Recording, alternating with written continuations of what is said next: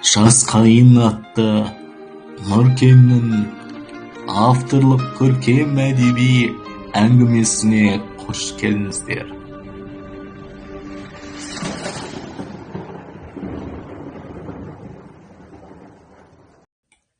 Алтыншы бөлім.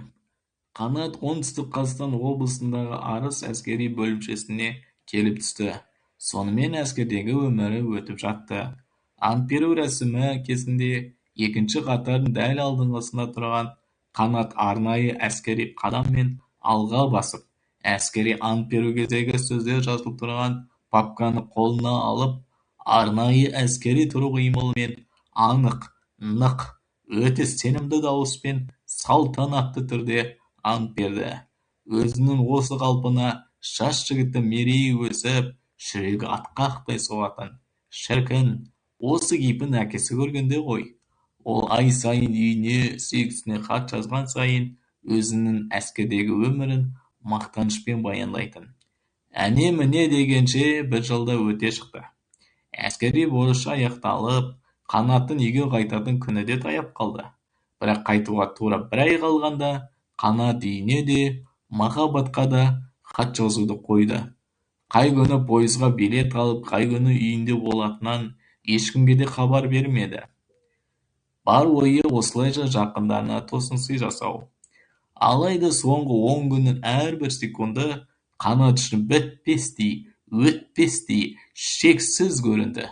Әйтеуір үйге қайтатын күні де жетті-ау. Алайда туған жеріне, анасына, махаббатына жету үшін әлі 2 күндік жол бар.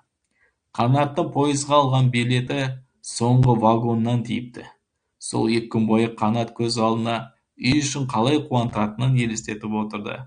Сарбаз жігіт пойызға отырар алдында теміржол бекетіне жақын жердегі дүкендердің бірінен анасына әдемі күміс сырға, ал сүйіктісі махаббатқа әуенді қобдиш алды. Қобдишаны ашқанда ішінде аққу бейнесіндегі құс билеп жүреді. Сол естелік алған сыйлықтарына қарай беріп, жол бойы үй үшін ойлап, қуанышты толқыныспен 2 күндік жол сапардың бір күнін өткізді әйтеуір. Қанатқа қаншама хабарласқанымен жауап болмағандықтан махаббатқа сол кезден бастап тамақ батпай қойған. Ұйқысы қашып, тек қана Қанатты ойлап, уайымдаумен жүрегінде оттай қайнаған сағыныш оны қатты қинаған соншалықты ол сыныптас әрі жан құрбысы Айжанға келіп, жүрегіндегі мұңымен бөлісіп отырған кезде мынандай өлең жолдарын шығарды. Кеттің неге қоңырау шалмай, жүрмін мен өзгеге қарамай, асқа да жүрмін зауқым соқпай, барамын гүлдей солып сен ойлай, келші жаным менен алыстамай, келші бағым өзгеге қарамай, жүрмін қайғыдан мүлдем арылмай, келші жанымды сен азаптамай. Армандар көп еді бізде, сендей жан жоқ әлемде, сүрейікші өмірді бірге, сенсіз айналамын күлге. Деп айтып тұрған кезде, түсініксіз күйде көзіне жас келді. Бұл жолдарды естіп отырған Айжан өзінде суырып салу қабілеті түгілі, өлең жазу қабілеті жоғына, және ол да Қанатты іштей ұнатып жүргендіктен қатты күйініп, әрі жан құрбысынан қызғанған соншалықты оттай жанары қызарып кетті. Бірақ өзін қаншалықты ұстауға тырысса да, мынандай сөздерімен дауысынан Қанатты махаббаттан қызғанатыны айдай анық көрініп тұрды. Құдай-ау, не болды сонша сарылып, жоқтағандай зарлап. Не, айналада Қанаттан басқа жігіт жоқ па? Келеді, қайда барады дейсің? Бағым байланып қалатындай сарыламай отыршы әрі. Жассың ғой, әлі кездеседі. Деп ұрысқаннан ол да қызғанатынын сезіп, құрбысынан көңілі қалып, үйден шығып кетеді. Кешке таман күннің соңғы шуақтары күңгірттеніп батып бара жатқанда, пойыз халық аз мекендеген жақын станцияға келіп тоқтады. Қанаттың көңіл күйі теңіздей толқып, жүрегі асау аттай тынымсыз тулап, өзін күткен жандарға деген оттай ыстық сағынышы батып бара жатқан күннің соңғы шуақтарымен шағылысып, тыпыршып отыра алмай, таза ауа жұту үшін далаға шығып, пойыздан бір ел ары барып тұрып, табиғаттың ғажап кешіне қарап, санасына орала берген сағыныш жырларын шығарып тұрған кезде, сол маңдағы ұрынарға қара таппай, есіркеген 4 жігіт Қанаттың қасына келіп, алқымына пышақ тіреп, ақша сұрады.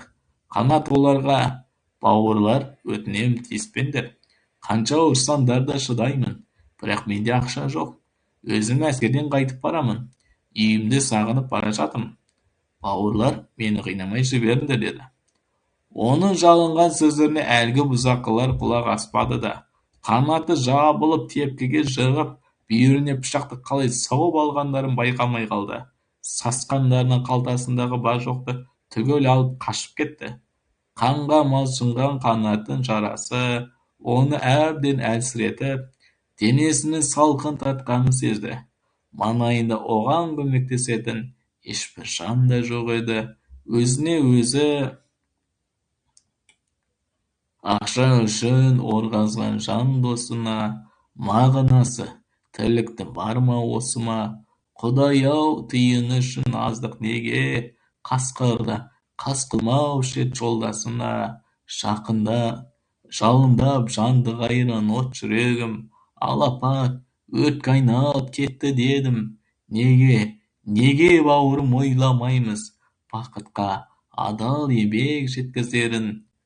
Үміт еткем әр таңнан мына менде, бақыт дедім махаббатқа бөленгенде. Армандаумен анамды сүйгенімді, сыймай кетіп барамын бұл әлемге, деп күбірлеген күйі сарбаз жігіт көзін жұмып, оянбас шексіз қалың ұйқыға кетті. Жақын адамдар, соның ішінде ғашық адамдар, бір-бірінің басындағы жайды сезеді дейді. Дәл осы күні махаббат алаңдап, уайымнан үйге сыймай далаға шығып кетті. Мең-зең күйде өзеннің жағасындағы ақ қайыңның қасына келіп тұрғанда, аяқ астынан жаңбыр сіркіреп жауып кетті. Осынау күйдің өз жанымен үндескені сондай, махаббаттың да жас қайыңның жанында тұрып, жерге күрс отыра кетіп, жүрегі бірдеңені сезгендей өкіріп жылаған-ай. Дәл сол кезде екі жақта да найзағай жарқылдап, аспанда жаңбыр сіркіреп, бейуақта сөнген жас ғұмыр үшін аза тұтып, бірге өкси жылап тұрғандай болды. Құрметті көрермен, қадірлі қазағым, осы әңгіме және де оқу барысы сіздерге ұнап жатса, ендеше мен сөйлеп отырған видеоның төбесіне 1000 теңгеден болса да аударып, менің өнеріме, қабілетіме қолдау көрсетулеріңізді өтініп сұраймын. Бір-бірін демеген қазағым аман болсын.